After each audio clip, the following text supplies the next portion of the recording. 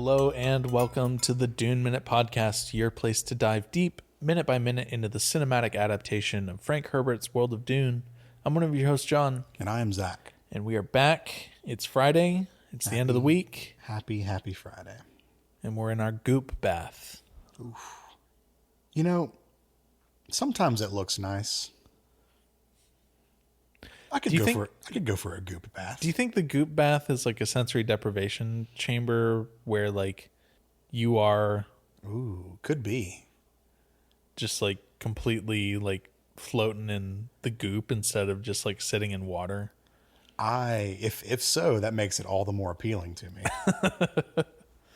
Have you ever done a sensory deprivation? No, I'm claustrophobic, so that sounds like absolute hell to me.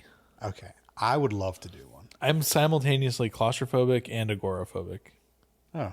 So like a medium-sized room is perfect for you? My office is perfect for me. It's dark, it's quiet.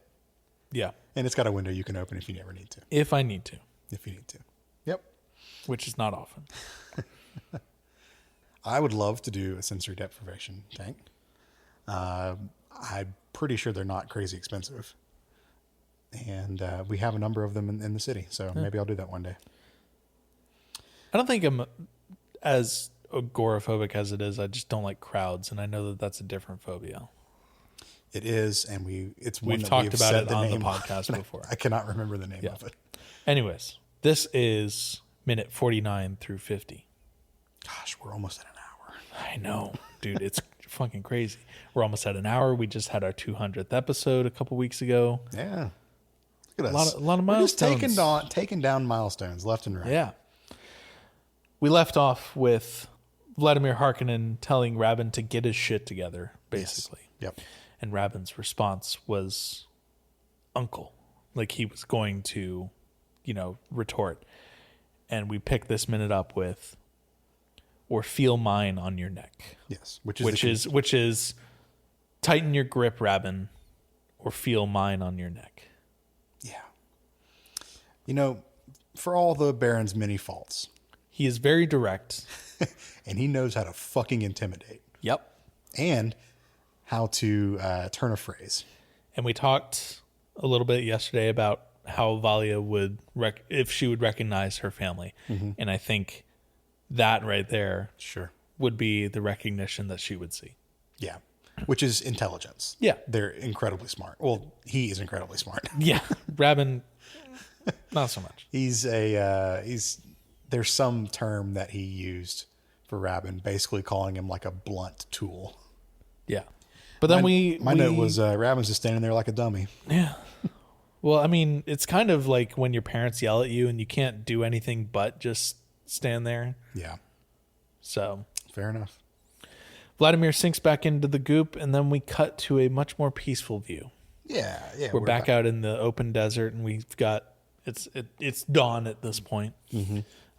The sun is just beginning to creep up over the horizon, and we've got a bunch of still tents in a low spot between some dunes. Yeah, and a couple people wandering amongst them. Sure. If anyone's ever gone camping, you know that there's this one motherfucker that always gets up stupid early, and you just hear them walking around the campsite doing all their shit outside. Not pointing any fingers. Hi, that's me. Yeah, normally it's because I have to pee. And if I'm in my house, up out of your tent. Well, if I'm in my house and I have to wake up early in the morning and go pee, I'm just going to go back to sleep, whatever. Yeah. But if I have to go through the whole ordeal of putting shoes on and getting out of the tent and everything else, my ass is staying up. Yeah, that's fair. And I'm going to start my coffee and read my book, which is a wonderful way of waking up. The best part of waking up is Maxwell House in your cup. What coffee do we use? Chock full of nuts. I don't drink coffee, so I couldn't tell you. Yeah. I mean, I have not had coffee in months and months and months, but my, the gross ass coffee that usually stays with my kitchen supplies on my camping gear is a can of chock full of nuts. All right. I think that's what it's called. I feel like you're required to have stale coffee whenever you go camping. It's whatever. It's going to be made in a shitty French press. Yeah. That's just like the shitty French press attachment to my jet boil. It's not going to be good, but it's going to be sufficient. If you're a coffee person and you hate us for talking shit, Let us know. No, I'm calling it shit. I'm calling what I'm doing terrible, but it does what it's supposed to do. It almost makes me think that I mean, taking a pack of instant coffee is almost better. That's just not bad. Just boil the water, pour it in, stir. It's fine. You're going for utility versus luxury out there. Fair. Anyways, yes, from this outside shot of the tents, we cut into an ECU of Paul as he's sleeping. There's an extreme close-up. Extreme close-up. Whoa. And he's kind of like tossing and turning a little bit, groaning, moaning, clearly having a bad dream. And Chani's beside him, tries to wake him up with a couple of oozles. It's okay. And he like gasps awake, like sleep apnea, gasps awake. Yeah, exactly. And sits up, puts his hand on Chani's face, and she says, I'm here.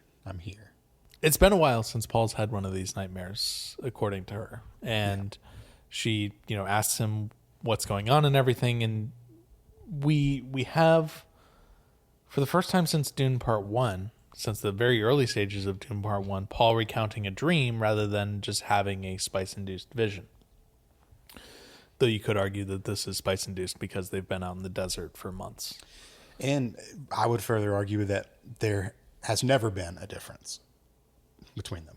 He's always had these visions. The spice just makes them It heightened. elevates them. Yeah, it's heightened. So I'm going to be in the camp of this is the same type of vision that he's had since Gaius Helen Moheim grilled him back in the Gom Jabbar sequence. Sure. But he says that nothing's clear. He only sees fragments of things happening. But he's in the south and he's following someone. Now, what we're seeing at this point is everything above the ground is blurry. We only see the details of the cracked earth and the dryness of the desert. But there is the silhouette of a woman walking away. Yeah. Her dress and hair are blowing in the wind. And we end the minute with a closer view of this same silhouetted woman from behind. We can't see her face. Yeah. We just see her hair. Notably, it is not Chani, because it is not the curly hair that Chani has. It looks a whole hell of a lot like Jessica to me. It does.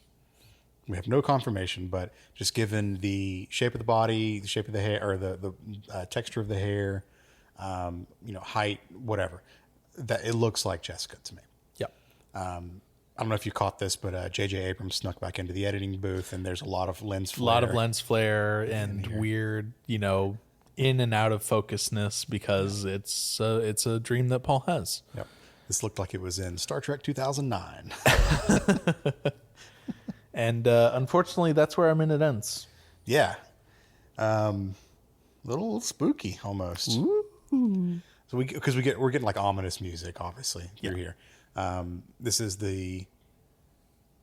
had this been clearer of a vision, I would have called it sepia tone Mexico vision, like we got in movie 1. Yep. It's kind of sepia tone. It is. Mexico. It is, but it's not. We didn't see the tumbleweeds and hear the ooh woo music or whatever. Yeah, so, fair. Yeah, it's it's a vision of someone walking through the desert. Yeah. Paul's in the south, the dirty, dirty south. Cool, man. I don't have anything else for this, so I think we should jump into what we do every week. Shai Hulud's? Yes, Shai Hulud. Let's rate the week. Do you want to go first? Or do you want me to go first? I'm gonna say, especially after last week, this one's kind of we're filling time to make a movie week to me.